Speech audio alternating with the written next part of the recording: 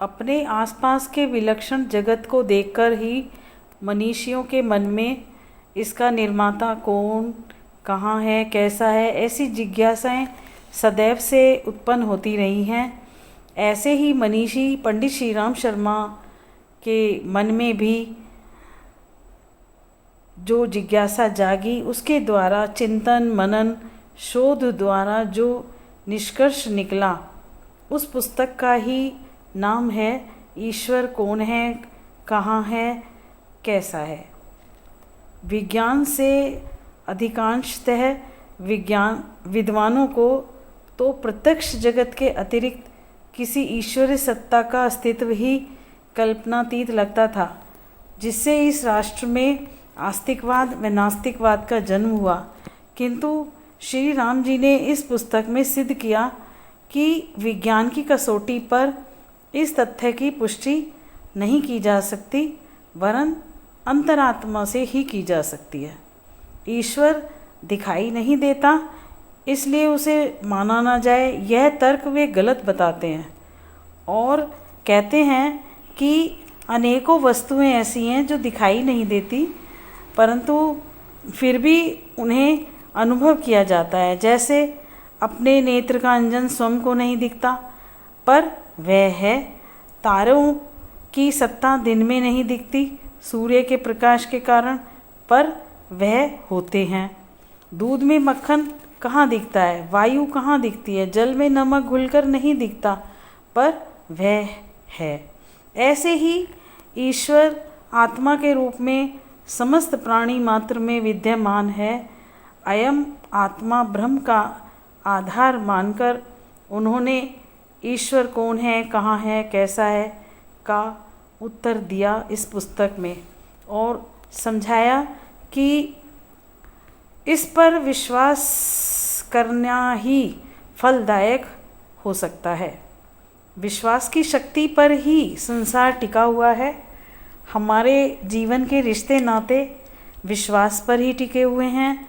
जहाँ विश्वास वहाँ हंसी खुशी, और जहाँ अविश्वास वहाँ दुखी दुख। तो विश्वास के अभाव में पाश्चात्य वैज्ञानिक असंतुलित रहकर हिंसा व असामाजिकता उत्पन्न कर रहे हैं। विशाल ब्रह्मांड के रहस्य, पुनर्जन्म, अति मानसिक शक्ति, बौद्धिक क्षमता, भविष्य के ज्ञान, पूर्वानुभूतियाँ जैसे रचनात्मक व उपयोगी दृष्टिकोण ईश्वर के अस्तित्व को स्वीकार कर लेने पर ही बनते हैं। यह सब इस पुस्तक में उन्होंने लिखा है। श्री राम जी ने इस पुस्तक में अनेक दार्शनिकों, आलोचकों के उदाहरणों से भी पाठकों को संतुष्ट किया है।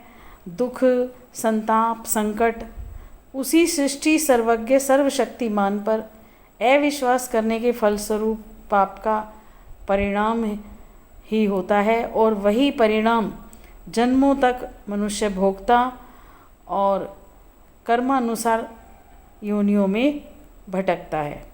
उन्होंने ईश्वर अस्तित्व को केवल विश्वास के आधार पर ही समझने को नहीं, अपितु उन्होंने यह भी सुझाव दिया, प्रतिपादित किया कि सूक्ष्म दृष्टि से यदि चारों ओर बिखरे हुए संसार को देखा जाए तो भी ईश्वर का अस्तित्व न मानने का कोई कारण नहीं बनता।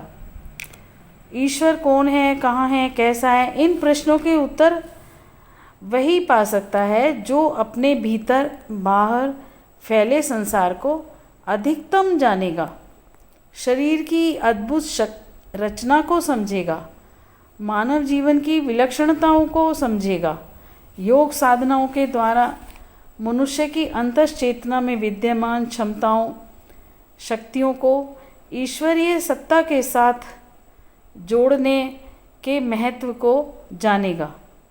इन सब तथ्यों को अनेक उदाहरणों द्वारा उन्होंने समझाया है।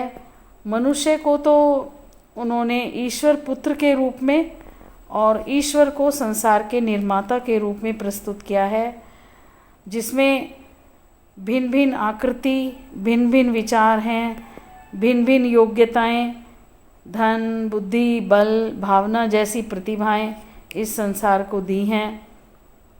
फूल, फल, प्रत्येक में समर्थ प्राण शक्ति व खाद्य पदार्थों की व्यापकता, उनमें भांति भांति के स्वाद, विभिन्न जीव जंतु की सामर्थ्य, सभी में उसी ईश्वर की अनुभूति की जा सकती है। इस पुस्तक के एक अध्याय में यह सब समझाने के बाद उन्होंने उसी ईश्वर के महान अनुदानों की अभिव्यक्ति भी की है। वह मानवता की रक्षा के लिए विषपान तक कर लेता है। कभी कभी इच्छा मात्र से अभीष्ट की उपलब्धि मनुष्य कर सकता है। प्रकृति परायण वृक्ष सृष्टि संतुलन हेतु दिए हैं उसी परमात्मा ने। चींटी में भी देखने वाला उसी ईश्वर को देख सकता है, पा सकता है, इत्यादि इत्यादि अनेक तथ्य श्री राम शर्माचार्य जी ने इस पुस्तक में प्रकट किए हैं।